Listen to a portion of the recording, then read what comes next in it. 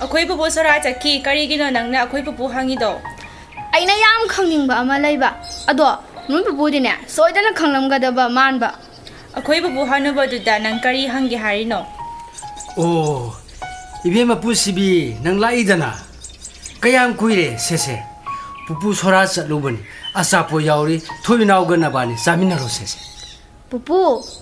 ai kaino ama hange haibagi lakpane pupuda kari hange haibano pupu pi hongdo lokige aduga thorake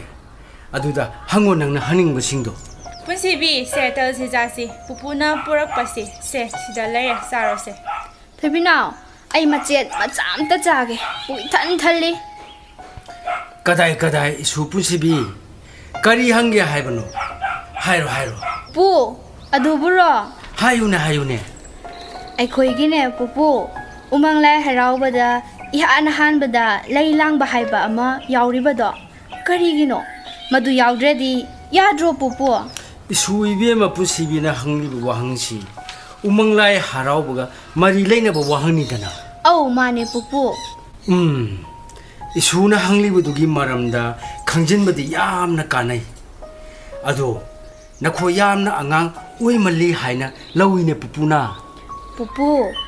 aikhoi angang oijarabasu yamna khangningba aduna hangjariba sini pupu thobina pupu de ising glass amata kalo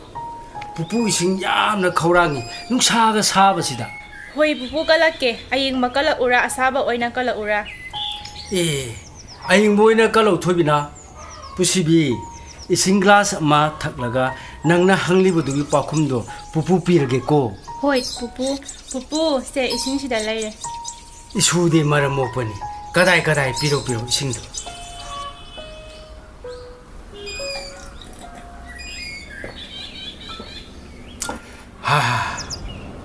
fare adudi thobina nang sufam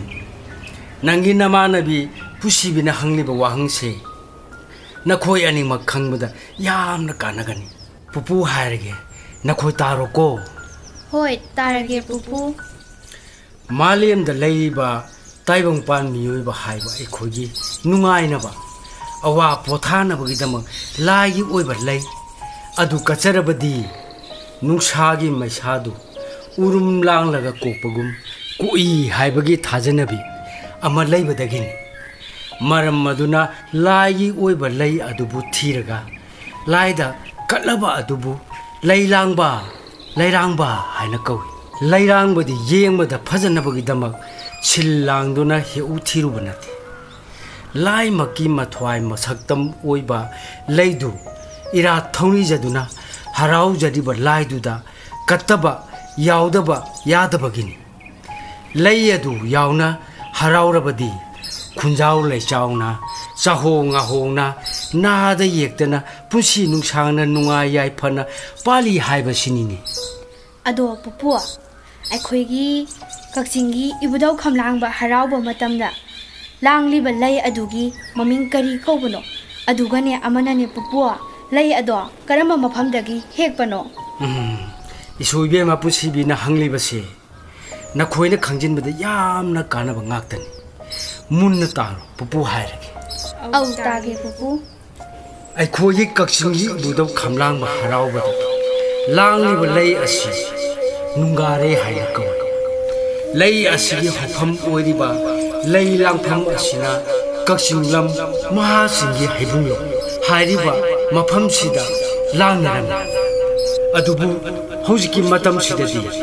jingnung manung chattana mafam cha amadagi lei langbagi chatabi amasu lakpugum tawri susa yam haraure pupu ado pupu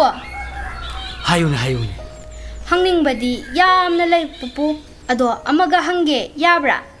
hangune karigi yadani lai haraubada laibau haiba ama hairibasya kari haino pupu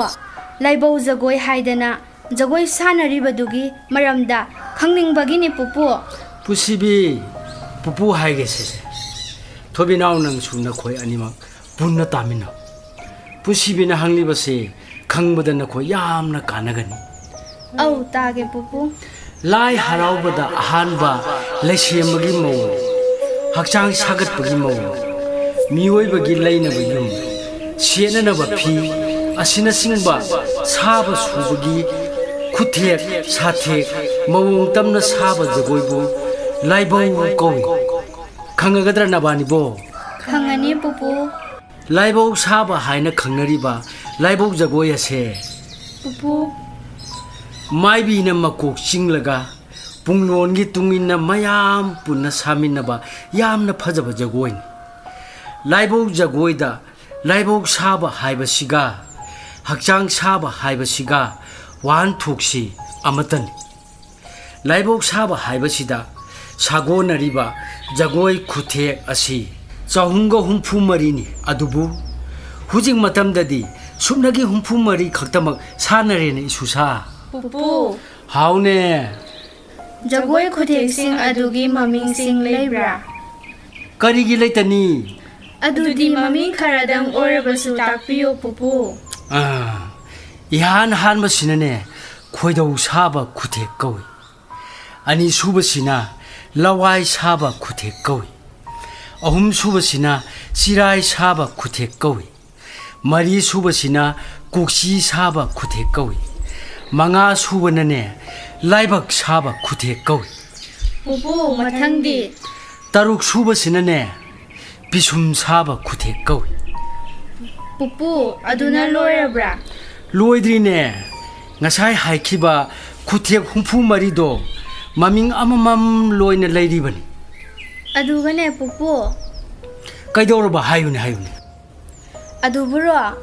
aikhoigi ibo khoina wari libadana nahawai matam amadadi laibau jagoi saba yawgadaba khuding khungi ahal laman nupi nupa angang macha phawbana asengba achamba nupi su nupi gi phijet nupa su nupa gi phijet icham chamna set ilaga jagoi saba yaunarame hai hojik sina kebada su lam yobi da keraga phijet laiteng da su ne angak pa phangna paisa changna taunariba asibu karigino pupu hanagumna icham chamna adum tawba yadra pupu adumadi aisu hange khalambani Punshibi nangna hangakpa yam phare pupu haibiyu isuna khoi anina hangliba singdo matam siga chanaba wahang ngaktan adubu nakhoi anina hariba singdo matamna purakpa awonba ahongba ngaktan kanana su matamgi awonba isel thingba ngamde haibadon hoi pupu akhoi ni ne su lae pupu akhoi ni ne di isai yam haibane lai haraubagi isai matek ama sakhanchi pupu Thubina na khoi pupuga wari sanaram libra hojik Punshibina haibadu kari haiba aibu lai haraubagi isai mati ama sakhansi haiba ai ngami roi isai ga sakpa college da class chalubagi wabane nungsa ga sabane isai sakpaga ngamjakiroi ibema miranda namong nupi ani sina nahan makai hangdana ngasi khakta kari no mayam ama hangbadagi pupuna mathang khangjaba singdo takpiram libani ado nangsu wabudi waramlani nangnasu phaba laibau jagoi isaido matek amatang thok hek saklamuse namong nupi ani sina haraujana Masi angang ani sidi haiba isai bo achapo tawna khalabra khangde se ai saage nabani su khumba yawro ko hoi khumake aisu khumadu yawbirakene sakta saklo jing khoyam lai ning thau sayana sipa